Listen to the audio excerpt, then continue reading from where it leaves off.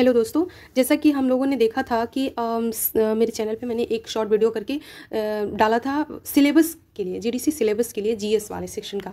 GS में चूंकि explain syllabus आयोग के द्वारा हमें मिला नहीं है, जीएस लिख दिया गया, सामान्य ज्ञान लिख दिया गया, सामान्य अध्ययन लिख दिया गया, सामान्य विज्ञान लिख दिया गया, इसी तरह से यूपी के संदर्भ में भूगोल लिख दिया गया है, और भूगोल, विश्व भूगोल लिख दिया गया, भारत का भूगोल लिख दिया गया, इकोनॉमिक्स, इस तरह से इतिहास, इसी तरह से। लेकिन उसके डेप्थ को कितना तक हमें देखना है, कितना हमें ऊपर ऊपर तक निकल जाना है, किन टॉपिक को छोड़ना है, किन टॉपिक को पढ़ना है, ये सब की का अंदाज़ा हमें सामान्य रूप से सिलेबस को देख करके नहीं पता चलता है।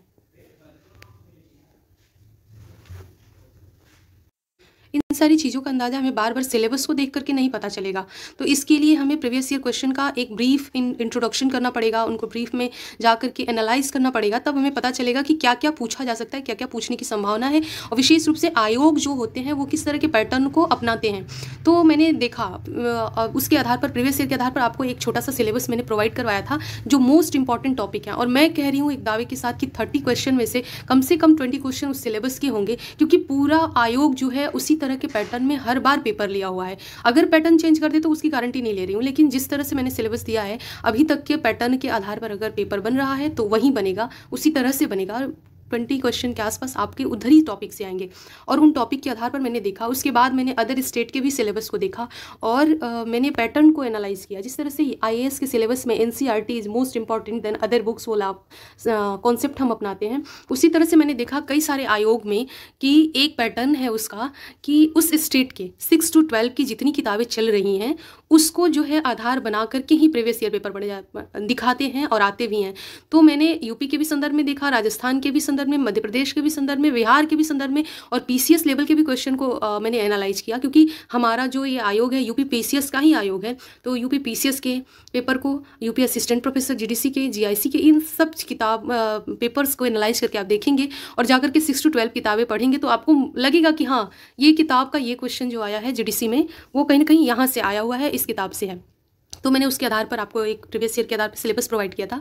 अब मैं आपको विज्ञान का सेक्शन जो है जीएस के रूप में जो लिखा हुआ है हमारे सिलेबस में, तो उसके डेप्थ का अंदाज़ा हमें नहीं है कि कितनी गहराई तक पढ़ना है, पीसीएस लेवल तक पढ़ना है, या हमें यूपी पुलिस लेवल का पढ़ना है, या यूपीएसआई के लेवल का पढ़ना है, या एसएससी लेवल का पढ़ना है। हमें डेप्थ का अंदाज़ा नहीं है, इसलिए मैंने एनालाइज किया और इस तरह के सिलेबस को तैयार किया।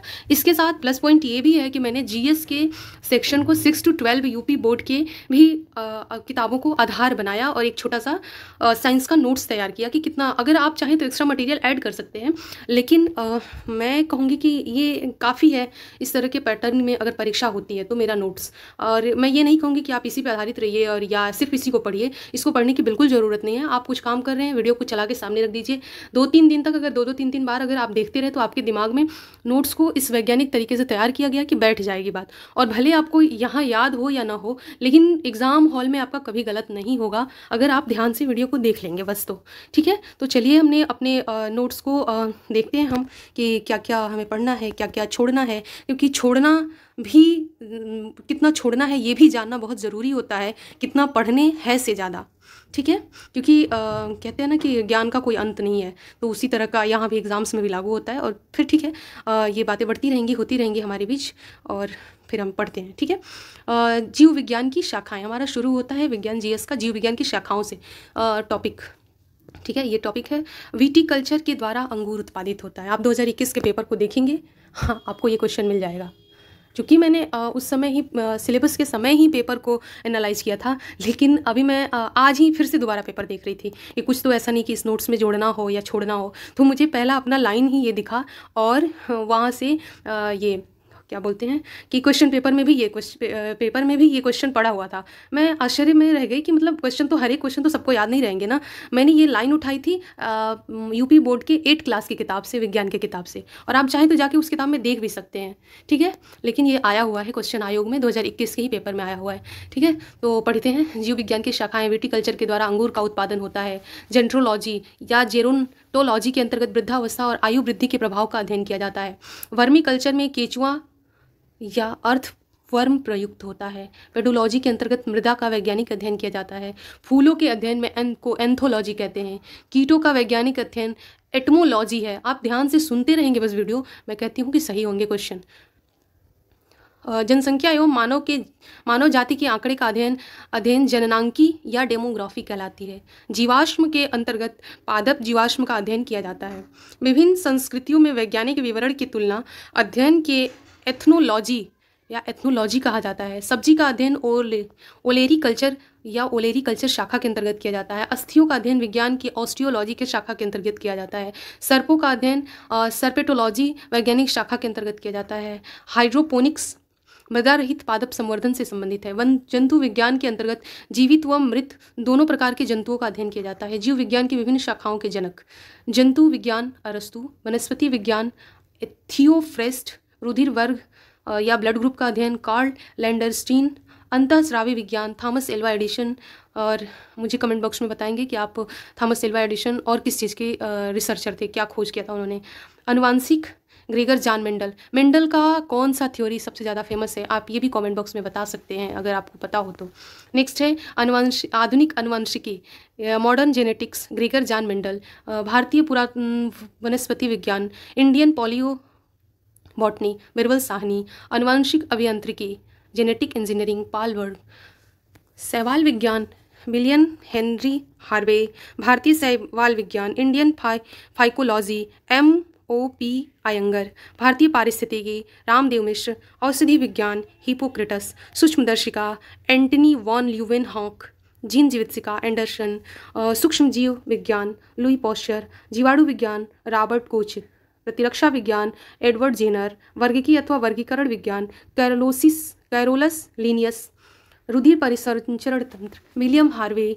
कोशिका विज्ञान रॉबर्ट हुक। उत्परिवर्तन ह्यूगो डिब्रीज। कवक विज्ञान हेनरिच एंड एंटन डिबेरी। पादप शरीर क्रिया विज्ञान स्टीफन हेल्स। आधुनिक वनस्पति विज्ञान कैरोलस लीनियस। तरंग दैर्घ्य के घटते क्रम में अभी आपको पढ़ना होगा, तरंग दैर्घ्य के घटते क्रम, चूँकि ये PDF के टाइपिंग में एरर हो गया है तो इसको थोड़ा सा आप कॉपरेट करेंगे कि तरंग दैर्घ्य के घटते क्रम में जो वेव होती हैं उनके तरंग दैर्घ्य के वेव लेंथ के घटते क्रम में क्या होगा। कभी कभी आ सकता है आपके पेपर में कि रेडियो आप ये वेव लेंथ के घटते क्रम या बढ़ते क्रम में लगाएं।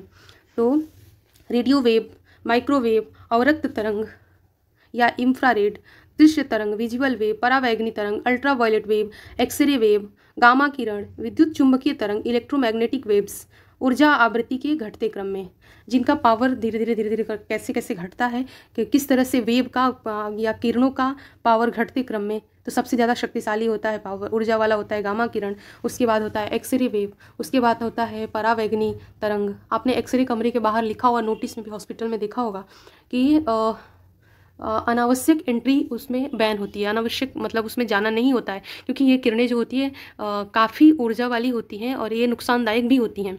नेक्स्ट है पारावैंगनी किरण। पारावैंगनी किरण से तो आप पारावैंगनी तरंग से तो आप परिचित ही होंगे। दृश्य तरंग विजिबल वेव, अवरक्त तरंग, infrared wave, microwave, radio wave. फिर हम देखेंगे विटामिन से भी क्वेश्चन आते हैं और आएंगे ही, चाहे वो उनका वैज्ञानिक नाम पूछ दे या किस विटामिन की कमी से कौन सा रोग होता है या कौन सा रोग जो है किस विटामिन की कमी से होता है, तो ये पूछ सकता है। तो मैं इसको साथ में नोट्स बना ली हूँ। इसको 7th और 12th की किताब से मैंने एक ही साथ मर्ज किया हुआ है, तो आप देखिए। विटामिन A उसका वैज्ञानिक नाम है रेटिनॉल। ये रतौंधी और जीरोपैल्मिया बीमारी में दिया जाता है। और फिर से विटामिन B1 इसको बोलते हैं थायमीन, वैज्ञानिक नाम थायमीन है। इसको जो होता है इसका यूज वो बेरी रोग को ख़त्म करने के लिए होता है। विटामिन B2 राइबोफ्लेविन, ये होता है एरिबोफ्लेविनोसिस और ओस्ट विदरण या किलोसिस बीमारी में इसका जो होता है यूज़ होता है ठीक करने के लिए। विटामिन B3 नियासिन इसको बोलते हैं, पिलाग्रा बीमारी के लिए होती है। विटामिन B5 पेंटोथेनिक एसिड, पैरासिस्टिसिया। Vitamin B6 pyridoxine anaemia. Vitamin B7 biotin त्वचा शोध या अंत शोध। विटामिन B9 फॉलिक एसिड के बारे में भी आपने डिटेल में पढ़ा होगा। मेगाब्लोब्लास्टिक एनीमिया।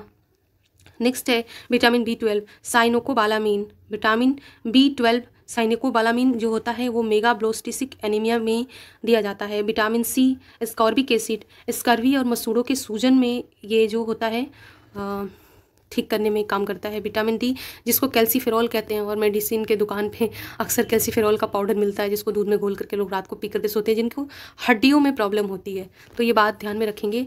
इससे जो होता है ऑस्टियो मलेशिया और रिकेट्स जैसी बीमारियों का इलाज होता है के लिए, मतलब इसकी कमी से ये बीमारियाँ होती हैं। विटामिन ई टोकोफेरॉल कम प्रजनन क्षमता के लिए उत्तरदायी होता है, इसकी कमी। विटामिन के फाइलोक्विनोन रक्त का थक्का न जमना, ये विटामिन की कमी से रक्त का थक्का नहीं जमता है। ये क्वेश्चन कहीं ना कहीं किसी आयोग में कहाँ आया था, लेकिन मुझे ध्यान आ रहा है कि विटामिन के की कमी से क्या होता है, तो रक्त का थक्का नहीं बनता है। इसके अलावा आपको बता दूं कि हीमोफीलिया नामक बीमारी जेनेटिक होती है जिसमें भी रक्त का थक्का नहीं बनता है, तो उसमें भी विटामिन के की सुई लगती है, इंजेक्शन दिया जाता है जो भारत सरकार के द्वारा फ्री में अभी उपलब्ध है सरकारी हॉस्पिटल्स में, ठीक, क्योंकि ये बहुत महंगी सुई होती है जिसको सामान्य जनता अफोर्ड नहीं कर पाती। नेक्स्ट है वायरस से होने वाले रोग, ये भी मोस्ट इंपॉर्टेंट टॉपिक है और अक्सर एग्जाम में पूछा जाता है। चूँकि डिटेल में नहीं पूछा जाएगा आपसे, तो इसी तरह के क्वेश्चंस आने की संभावना है प्रीवियस ईयर के आधार पर मैंने जहाँ तक पाया है। इसमें है रेबीज, लाइसा वायरस, चेचक, वेरियोला वायरस, सामान्य जुकाम, rhinovirus, hepatitis A, hepatitis B, hepatitis C, ये जो होते हैं ये इनके अलग अलग जो होते हैं वायरस होते हैं और इनसे ही हेपेटाइटिस की बीमारी होती है, ठीक, जिसमें सबसे ज़्यादा लीवर प्रभावित होता है। खसरा जो होता है रूबेला वायरस से होता है, पोलियो जो होता है पोलियो वायरस से होता है, इन्फ्लुएंजा वायरस से होता है।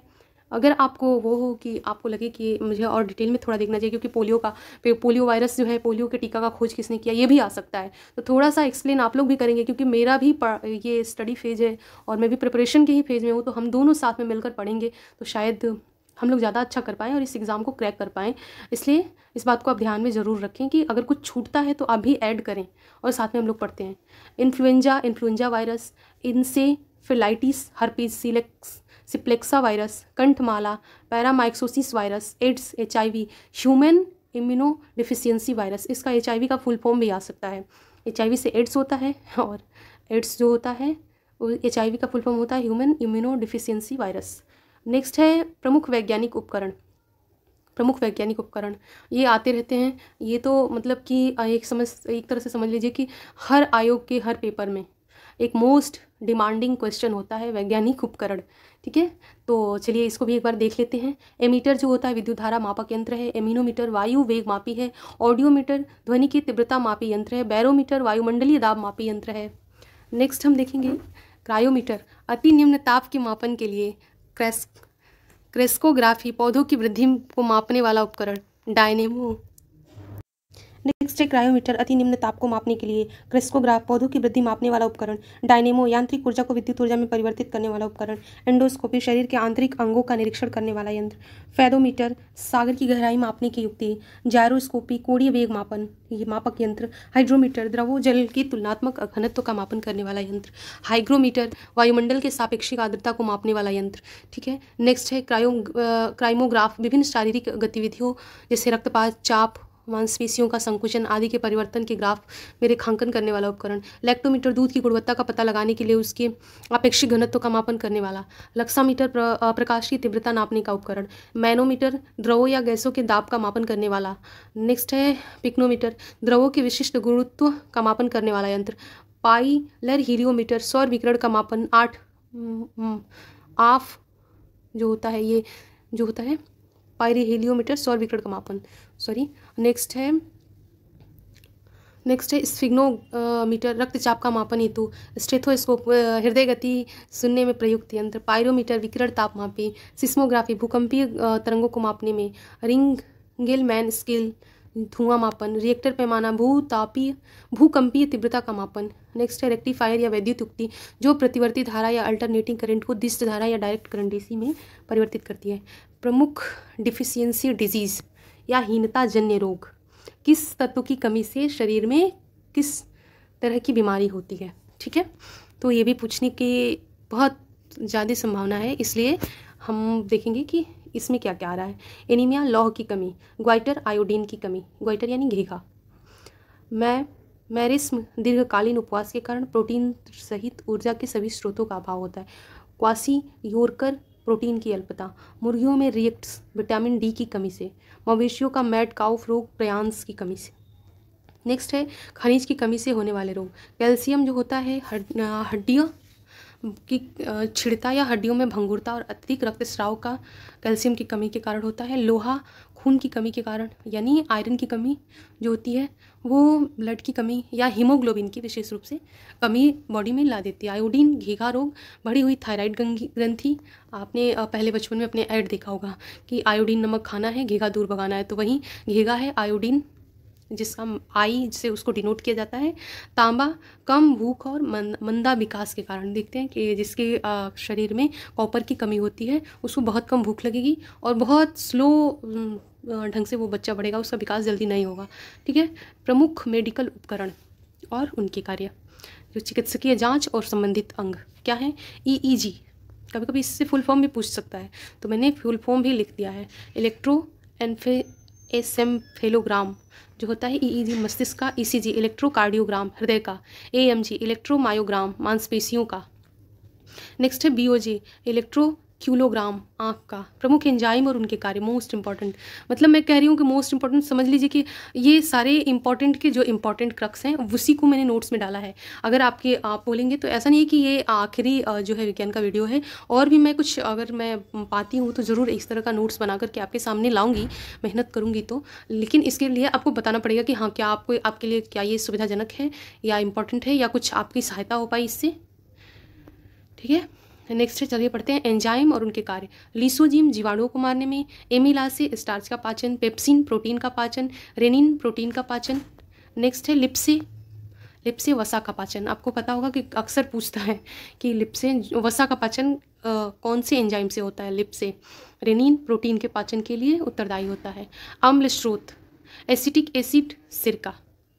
ठीक है, एसिड कौन सा होता है और किस उसका सोर्स क्या है वो देखना है। तो एसिटिक एसिड सिरका या अचार। साइट्रिक एसिड नींबू के कुल के सारे सिट्रस फलों में पाया जाता है, नींबू संतरा जैसे जैसे। टार्टरिक एसिड इमली अंगूर कच्चे आम केला आदि। ध्यान रहे टार्टरिक एसिड आते ही टमाटर जैसा बान होता है और हम लोग मार देते हैं कि टार्टरिक एसिड किस चीज़ में पाया जाता है, तो मार देते हैं टमाटर। भाई टमाटर नहीं है, टार्टरिक एसिड में इमली अंगूर कच्चे आम केला आदि। आप याद कर लीजिए। ऑक्जेलिक एसिड जो होता है टमाटर और पालक में पाया जाता है। लैक्टिक एसिड खट्टा दही में पाया जाता है। साथ में अगर अधिक मेहनत करते हैं तो जो मांसपेशियों में दर्द होने लगता है हमें, तो वो भी एक तरह से लैक्टिक एसिड के जमने के कारण ही दर्द होता है। मैलिक एसिड ये सेब में पाया जाता है। फॉर्मिक एसिड चींटियों का डंक बिच्छुओं के डंक में। स्कॉर्बिक एसिड आंवला और सिट्रस फल में। विटामिन सी भी होता है स्कॉर्बिक एसिड में। ठीक है, आप मुझे बताएंगे विटामिन सी की कमी से कौन सा रोग होता है। स्पेस से जुड़े भारतीय संस्थान, मैंने जो सिलेबस प्रोवाइड किया है उसमें जा करके आप देखेंगे तो मैंने उसमें स्पेशल नोट किया हुआ है कि प्रमुख विश्व के और भारत के जो संस्थान हैं उनका मुख्यालय कहाँ है और वर्तमान में उनके अध्यक्ष कौन है। ये सिलेबस में हाईलाइट किया हुआ पॉइंट है और उसको भी ध्यान में रखते हुए मैंने विज्ञान से जुड़े या स्पेस सेंटर से जुड़े कुछ संस्थानों का यहाँ पे जिक्र किया है। बाकी आप देखेंगे वहाँ जाकर के सिलेबस तो आपको खुद ही समझ में आएगा, या प्रीवियस ईयर पेपर देखेंगे तो खुद समझ जाएंगे। पहला है Indian institute of remote sensing Dehradun में, IIRS। ठीक है, राष्ट्रीय remote sensing agency NRSA Hyderabad में है। और सबसे बड़ी बात कि हो सकता है कि इनका शॉर्ट फॉर्म दे दे और पूछे कि इसका फुल फॉर्म क्या है या इसका मुख्यालय कहाँ है या इसके अभी वर्तमान के अध्यक्ष कौन है। तो ठीक है, आप थोड़ा डिटेल में पढ़ लीजिएगा। स्पेस एप्लीकेशन सच अहमदाबाद में। भारतीय अंतरिक्ष अनुसंधान संगठन इसरो में, बेंगलोर इसका मुख्यालय है।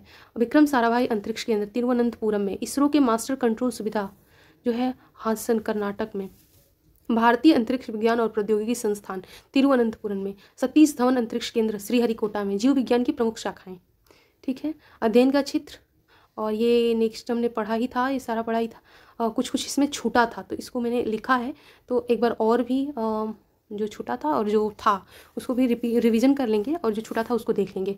अध्ययन का क्षेत्र और विषय, ऑर्थोलॉजी जोड़ों का अध्ययन, साइटोलॉजी कोशिकाओं के विस्तृत संरचना का अध्ययन, कार्डियोलॉजी दिल और उसके कामकाज का अध्ययन, डेंड्रोलॉजी झाड़ी और पेड़ों का अध्ययन, एंटोमोलॉजी कीटों का अध्ययन, फ्लोरिकल्चर फूलों का अध्ययन, पेमोलॉजी फलों का अध्ययन, हेप्टोलॉजी लीवर का अध्ययन, हेमेटोलॉजी रक्त और इसके कारण होने वाले रोगों का अध्ययन, हार्टिकल्चर उद्यान विज्ञान, माइकोलॉजी कवक का अध्ययन, एंथोलॉजी पुष्पों का अध्ययन, सेरिकल्चर रेशम कीट पालन, एपीकल्चर मधुमक्खी पालन। महत्वपूर्ण तथ्य और क्या क्या है। आयोडीन की कमी से थायराइड, सोडियम की कमी से रक्त व्यतिक्रम, फास्फोरस की कमी से श्वेत रक्तता का उपचार, और श्वेत रक्तता के उपचार में फास्फोरस का यूज होता है। कोबाल्ट से कैंसर का उपचार होता है। प्रोटोजोआ से होने वाले रोग, अमीबा पेचिस, एंटी अमीबा हिस्टोलिटिका, कालाजार, लिशमेनिया डोनोवानी, मलेरिया जो होता है प्लाज्मोडियम परजीवी से होता है। निद्रा रोग होता है ट्रिपैनोसोमा ब्रूसी से, ठीक है। नेक्स्ट है कीटभक्षी पौधे। ये भी आ सकता है आपके एग्जाम में, क्योंकि कई सारे आयोग में ये पेपर आए हुए थे। यूपी के ही आयोग में कई सारी जगहों पे ये क्वेश्चंस मैंने देखे हैं, तो मैंने इसको डाल दिया है, ठीक है। तो देखते हैं, कीटभक्षी पौधों में नाइट्रोजन की अनुपस्थिति होती है। इसमें नाइट्रोजन की कमी पूर्ण करने के लिए ये कीटों को अपनी सुगंध से आकर्षित कर उनका भक्षण करते हैं, जैसे पीचर प्लांट, डायनोसिया, सेरोनोसिया, यूट्रिकुलस, ड्रेसेरा। आपको दे देगा 4 नाम, उसमें से पूछेगा कि कौन जो है कीटभक्षी पौधा है या कीटभक्षी पौधा नहीं है, ठीक है। तो इनके नाम को याद रखिएगा। नेक्स्ट है हमारा टॉपिक ऊर्जा रूपांतरित करने वाले उपकरण। ये भी बहुत महत्वपूर्ण क्वेश्चन है और आयोग के फेवरेट क्वेश्चंस में से आता है ये भी, ठीक है। बेसिक जब विज्ञान की बात आती है तो इस तरह के क्वेश्चन आने ही आने हैं। हालांकि 10th के यूपी बोर्ड के 10th और 8 क्लास में ये मिल जाएगा आपको, जाके आप किताब में देख सकते हैं। तो हमारा ये है ऊर्जा रूपांतरित करने वाले उपकरणों में पहला है डायनेमो, यांत्रिक ऊर्जा को विद्युत ऊर्जा में। ध्यान रहे, डायनेमो यांत्रिक को विद्युत ऊर्जा में, माइक्रोफोन ध्वनि ऊर्जा को विद्युत ऊर्जा में, लाउड स्पीकर विद्युत ऊर्जा को ध्वनि ऊर्जा में, सोलर सेल सौर ऊर्जा को विद्युत ऊर्जा में। चूँकि ये बहुत शॉर्ट की क्लास है इसलिए मैं इस पर डिटेल में नहीं तो मैं एक एक का बताती एक्सप्लेन करके कि हाँ डायनेमो किस तरह से यांत्रिक ऊर्जा को विद्युत ऊर्जा में बदलता है, लाउड स्पीकर के पीछे क्या कारण, लाउड स्पीकर विद्युत ऊर्जा को ध्वनि ऊर्जा में कैसे ट्रांसफॉर्म करता है, इसके पीछे का साइंस क्या है, ठीक है। लेकिन उतनी की ज़रूरत नहीं है हमें बस याद रखना है। ट्यूबलाइट विद्युत ऊर्जा को प्रकाश ऊर्जा में, विद्युत मोटर विद्युत ऊर्जा को यांत्रिक ऊर्जा में, विद्युत बल्ब विद्युत ऊर्जा को प्रकाश और ऊष्मा ऊर्जा में, विद्युत सेल रासायनिक ऊर्जा को विद्युत ऊर्जा में, सितार यांत्रिक ऊर्जा को ध्वनि ऊर्जा में। अब देखिए जीवाणु जनित रोग यानी बैक्टीरियल रोग, बैक्टीरिया से कौन कौन से, अभी हमने पढ़ा प्रोटोजोआ से होने वाले रोग। अब हम देखेंगे जीवाणु यानी बैक्टीरियल रोग क्या है, जैसे हैजा जो होता है विब्रियो कलेरी की वजह से होता है।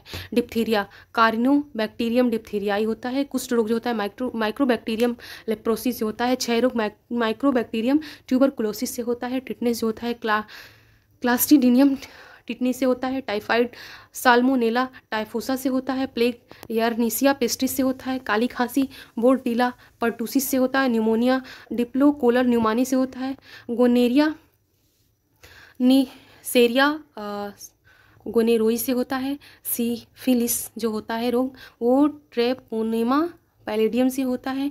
मुहासे सूजक गोनोकॉक्सिक गोनोरोही से होता है, ठीक है। आज के वीडियो में यही हम लोग ख़त्म करते हैं। नेक्स्ट वीडियो में अगर देखेंगे, अगर नोट्स बना करके हम आपको ज़रूरत होगी तो आप बताइएगा, हम फिर से कोशिश करेंगे कि हम लोग ऐसा वीडियो बनाएं जिसमें शॉर्ट नोट्स में मेजर क्वेश्चन को कैप्चर करें और एग्ज़ाम के पैटर्न के हिसाब से ही हम पढ़ें, उतना ही पढ़ें कि जितना एग्जाम में, क्योंकि हमें अपना सिलेबस अपने सब्जेक्ट को भी तो देखना है। 90 क्वेश्चन और 30 क्वेश्चन क्वालिफाई करने में बहुत मायने रखते हैं, लेकिन 90 क्वेश्चन जो होता है वहीं रीढ़ है, तो उसकी भी तैयारी करने के लिए, उस पर भी समय देने के लिए हम अभी हैं, ठीक है। तो सही लगेगा तो फिर नेक्स्ट हम जो है और भी विज्ञान की एक आध वीडियो लेके ज़रूर आएंगे और हम लोग साथ में पढ़ेंगे, ठीक है।